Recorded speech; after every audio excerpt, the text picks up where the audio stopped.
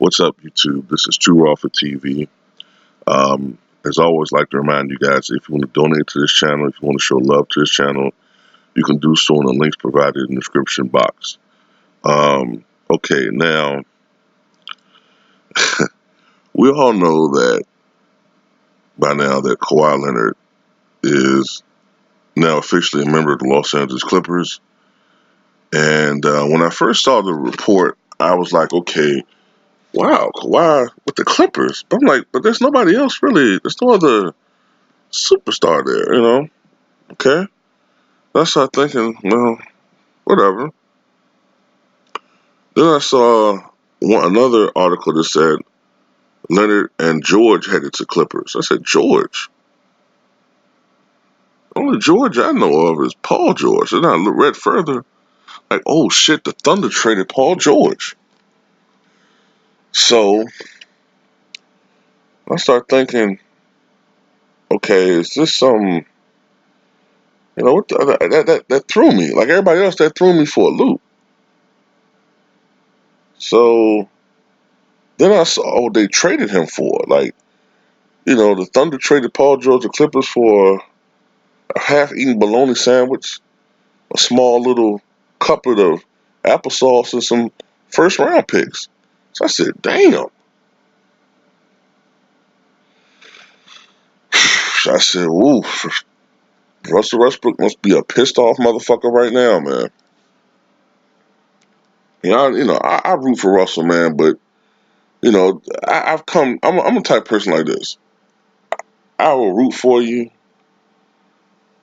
100%, but I'm not, unlike most fanboys, I'm rational, and I can see flaws in people. And this is the first time I've really come to the realization that a lot of his critics are right about Russell. I still love the guy. I'm still gonna be a fan of his. You know, I still admire him as a player in a lot of ways. I just think that he goes too far with the competitiveness. Okay, Michael Jordan was very competitive, but he wasn't stupid. You know what I'm saying? And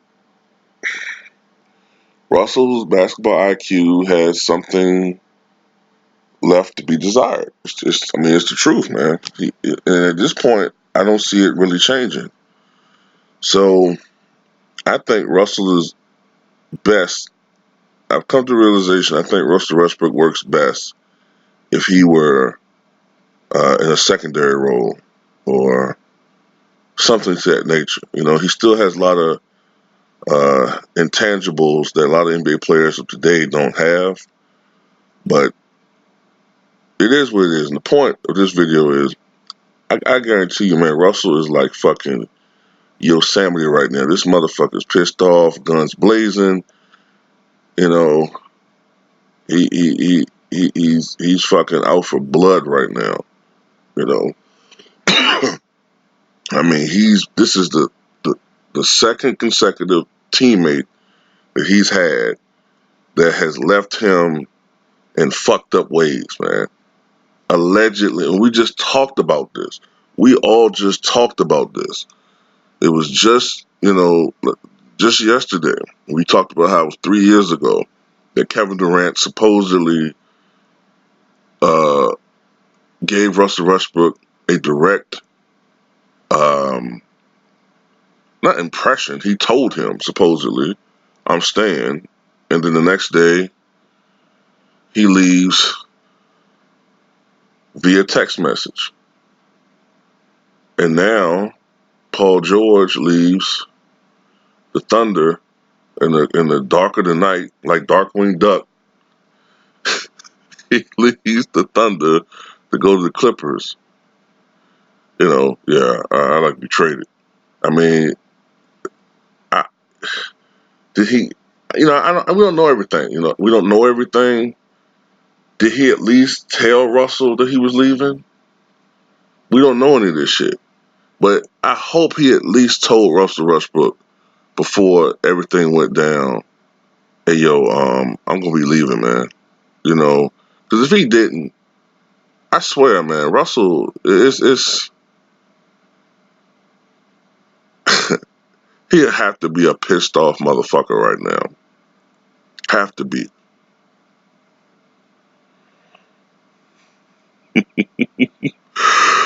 Oh, Yosemite Russ. I hate small forwards. If there's anything I hate more than backstabbing, no blasted beast blocker teammates, it's small forwards. Anything I hate more than small forwards is two small forwards.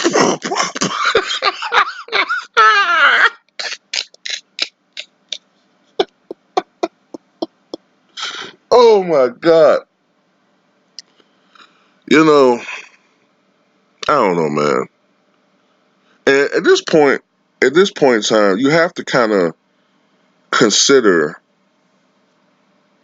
that the Thunder, you see these moves, they get a peanut butter and jelly sandwich in Gallinari and some cookies in this other dude. I guess he a rookie or a young guy. These future 4th-round draft picks that you got to wait 4 years to get. At this point, if you look at it, they're moving on. This is a move where essentially they're moving on. They're rebuilding. So if you're Russell Westbrook, at this point, I think you have to request a trade. You have to request a trade because obviously, and I know some people don't like Russell, man, but I like the dude.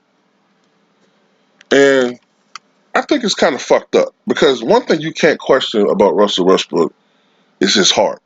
You can't question his heart and his effort. You can question his decision making. I get that. Well, you can question his decision making, but you can't question his heart or his effort. You know what I'm saying? Unlike some other guys out there where you can question it. And for him to give his all, and now he's to the point where he's 31 years old, and he's starting to show some signs that he might be slowing down a little bit, just a tad bit, starting to get a little bit more dinged up with the recent, surgeries. That's why, man, I've come to the conclusion too that even though in my heart I think players don't show loyalty, but I'm gonna tell you something that don't get talked about a lot. These organizations don't show loyalty anymore either. See, back in the day, you had organizations that showed loyalty to players, like a Larry Bird, like a Kevin McHale, like a Robert Parrish, like the Knicks with Willis Reed and Elijah Wan played all those years, and all those great executives that showed loyalty to players. You know what I'm saying? Larry Buss, um, Jerry Buss, excuse me, not Larry Buss. I knew that wasn't right. I think not Larry. Jerry Buss showed a lot of loyalty for the most part as an owner. But these new age owners, they see these players as property that can be moved around at their own expense for the most part. So that's why now I've come to the conclusion. I see why these players uh, act the way they act. Because if the owners do that, the most egregious case to me is what Danny Ainge did to Isaiah Thomas. You know what I'm saying?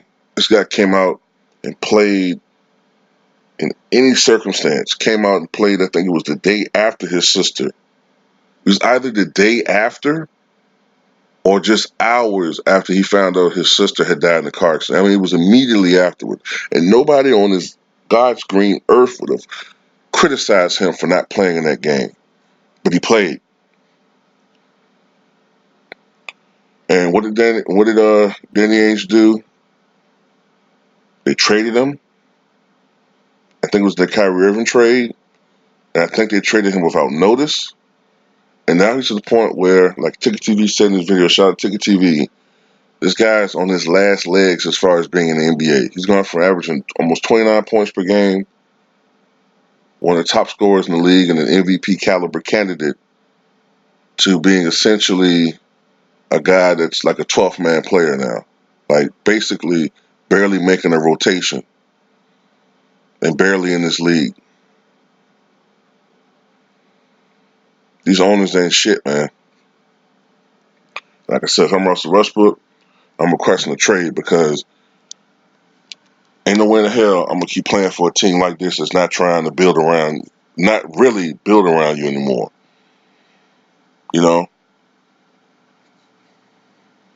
they just see Russell as a guy that put asses in the seat and it's entertaining, but you know, it's clear now that they're not trying to build around him, and because now look, he plays next year. It's a high chance he might get injured, but they're not going to win.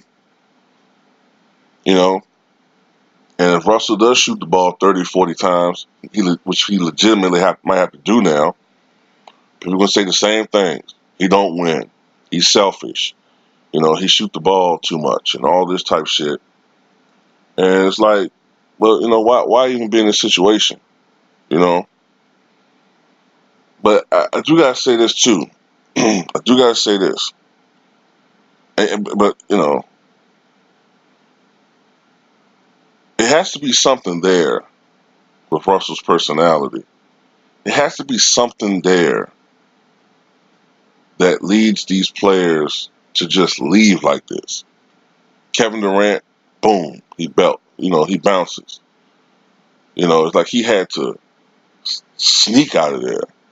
Paul George, talking good talking points. He wanted to go to LA all along, but everybody knew he didn't want to play with LeBron James and all this type of shit. He didn't want to be no spot up shooter, just play around LeBron James.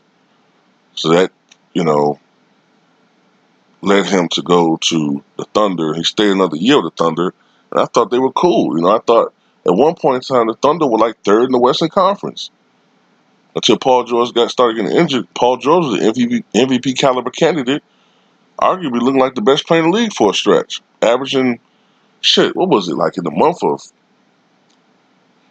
January or something? January into February, I remember Paul George averaging like 33 points a game. He was the best player in the league. Then he started having some, you know, he having shoulder injuries. That's when he had that injury with his, I think it was his shoulder or whatever. But he looked great, man. But there got to be something else to it, man. I don't know whether it's Russell, his personality, or whether it was just the allure of going to LA. Maybe it was a combination of both. But I don't know, man. It is what it is. Like I said, if I'm Russell Westbrook, I have to request a trade, man, because I mean, nah, I wouldn't play for this organization no more, man. They have an incompetent coach, Billy Donovan. They don't have the pieces, man. You just took a huge step back, and you're getting older. And the thing is, where the hell would you go? That's the thing. If you're Russell Westbrook, where the hell do you go? I'm pretty sure he has still have like you know, it's a pretty big contract still remaining as far as like what the Thunder owe him, you know, but some gotta be done, man. I mean,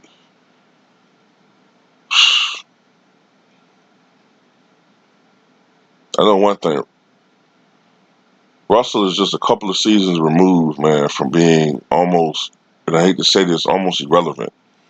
Because remember, Russell Westbrook won the MVP in 2017, and now Russell Westbrook is almost synonymous with bad basketball. Like people just, you know, it seems to the point where the media makes jokes about him, Westbrook, and all this type shit, man. And it pisses me off because okay, you can question the guys like, you know, decision making during the game and shit, but you know, you can't question the dude's effort, man. You can't question, you know, his intensity and what he brings to the game, man. I mean, to me, man, yeah, a guy can make mistakes, man, but one thing that you can't excuse is a guy not playing hard enough. That's the shit that really bothers me, man. But you got all these lazy ass players who just stand around the fucking 3-point line and shoot threes, looking all fat and shit, you know, and it's cool with that, but Russell, a dude you can never question his commitment, his intensity, his dedication to the game. But people want to make fun of the dude, man. It's just, I don't know, man. I don't know. Tell me what you guys think, man.